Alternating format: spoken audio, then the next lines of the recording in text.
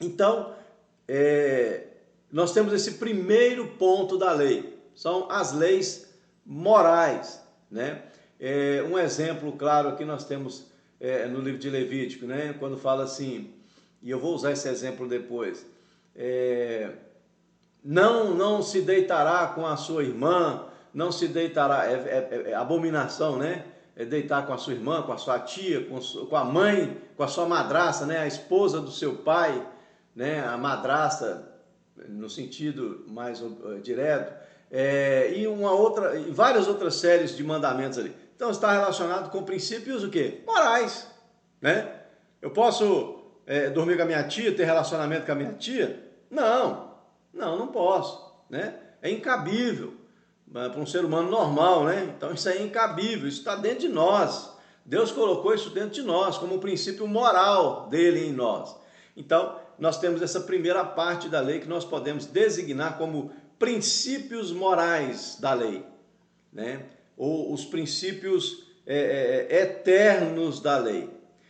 Nós temos um segundo princípio, ou uma segunda divisão da lei, que eram as leis cerimoniais, chamadas de Hukim ou Shokar no hebraico. Estas leis cerimoniais, elas estavam ligadas a costumes diretamente daquela nação. Essas leis, elas foram instituídas para conduzir o povo na adoração a Deus. Então o povo estava saindo do Egito, que tinha seu panteão de deuses, né? Tinha as suas cerimônias culticas. Então Deus tira o povo hebreu do Egito e fala assim, vocês não vão me adorar como aquele povo pagão. Então Deus ali institui o modo como ele deveria ser adorado. E aí ele dá a Moisés e ao povo uma série de normativas e de leis para que o povo seguisse e se identificasse como uma nação diferente dos demais povos, com costumes religiosos diferentes, que iriam marcar quem era de fato o Deus de Israel. Então, dentro das leis cerimoniais, por exemplo, né, fazia parte desse antigo concerto, nós temos aí restrições dietéticas, de vestimentas. O que é restrições dietéticas? O que o povo podia comer, o que não podia comer, o que era considerado impuro, que também tem um sentido, né? Não vou entrar nos detalhes aqui. Então Deus coloca restrições ali a alguns alimentos, por exemplo, que o povo não podia comer, por entender que eram imundos, mas isso também tem um contexto prático ali, né? Para aquele momento, para aquela época, para a situação que eles estavam vivendo. Então Deus coloca leis cerimoniais para que o povo observasse, né? Leis dietéticas, leis de vestimentas.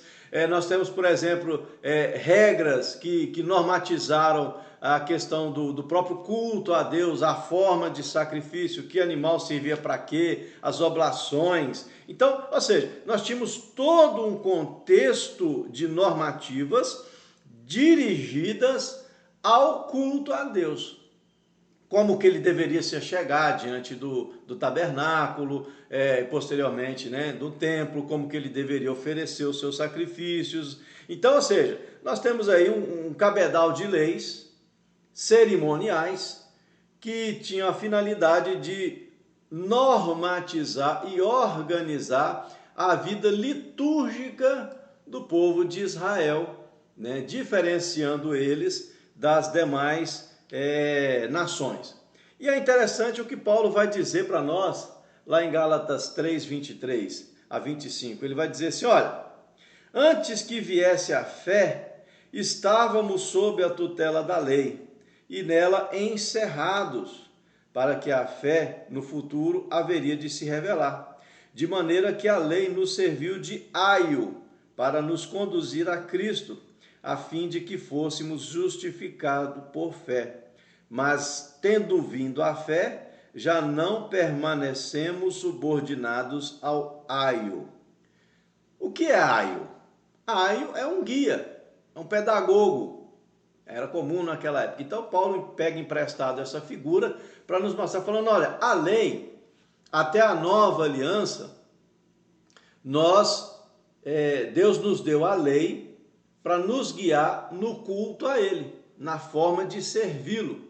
Agora, quando Cristo vem, se revela, e agora nós entendemos que a salvação ela está relacionada a Cristo, em Cristo, então a lei passou, porque ela foi cumprida por Cristo, e agora nós não temos mais a salvação garantida pela observância da lei, mas nós temos a salvação garantida em Cristo. Então ele vai dizer, tendo vindo a fé, já não estamos mais subordinados à lei como aio, não temos mais a lei como um guia.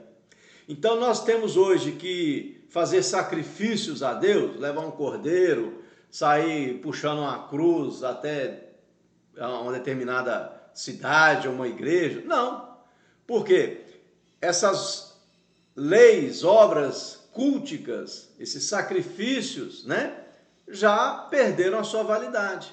Então eu não sou salvo mais, nós não somos salvos mais pelo fato de que cumprimos rituais cerimoniais, rituais religiosos. Não, nós somos salvos única e exclusivamente em Cristo, porque nós não temos condição de cumprir toda a lei. A lei de Deus, ela é perfeita. Nós não temos condição de cumprir. Ela era cumprida num caráter de fé, né? Tanto é que Hebreus vai falar que as pessoas eram justificadas não porque cumpriam a lei, mas porque tinham fé. Elas foram justificadas porque elas criam que, cumprindo a lei de forma integral, com o coração aberto, elas estavam fazendo a vontade de Deus e criam no perdão de Deus. Então elas eram salvas e perdoadas pela fé. Nunca foi pela lei, sempre foi pela fé. A lei era uma forma de que Deus deu ao povo para que o povo cultuasse.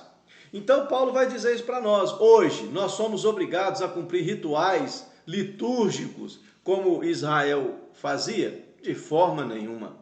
Então o que valia para eles lá como forma de culto não vale mais para nós hoje. Então nós percebemos que a lei ela se encerrou em Cristo e Cristo cumpriu toda a lei. Guarde isso que nós vamos tratar daqui a pouco. Jesus cumpriu toda a lei, né? Então nós temos aí as leis cerimoniais, que tinha esse objetivo. E sendo mais ágil, vamos para o terceiro e último ponto da lei, que é chamado a lei civil ou a lei judicial. O que eram isso? Eram leis que foram dadas a Deus, por Deus a Moisés, para que regulasse a vida em comunidade, né? Então, se nós formos lá para o texto, principalmente em Levíticos, nós vamos ver várias leis nesse sentido. Olha, se o cara matou sua vaca, você tinha o direito de ir lá tomar a vaca dele, ou então matar uma vaca dele. Era a lei.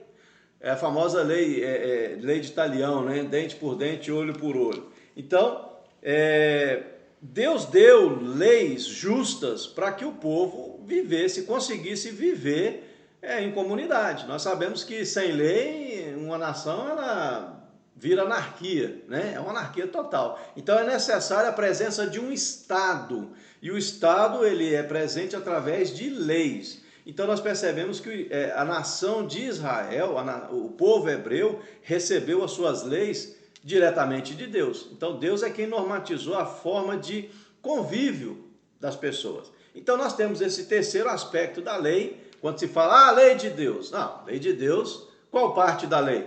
Você está querendo falar da lei cerimonial, é da lei civil, ou é da lei moral?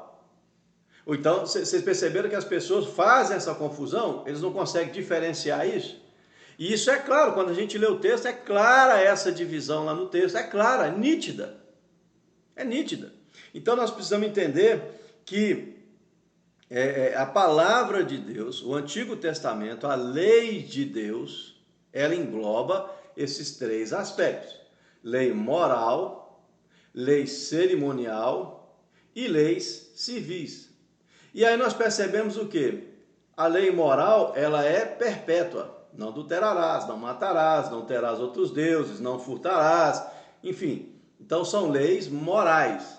Permanece hoje? Você pode adulterar hoje? Deixou de ser pecado o adultério? Eu te pergunto. Você pode sair matando as pessoas indiscriminadamente por aí? Pisou no seu pé, você mata? Tá podendo? Tá valendo já? Não, né? Então você percebe que a lei moral de Deus permanece? Você entendeu? A lei moral permanece para nós hoje? É evidente que sim. É claro que permanece. Nós estamos encerrados debaixo da lei moral de Deus. Eu posso ter outros deuses? Não. Há um só Deus, que é o nosso Senhor. Eu posso, como citei o exemplo anterior, eu posso então agora namorar a minha irmã, me deitar com a minha irmã, com a minha tia, com meu tio? Não, porque faz parte de princípios morais.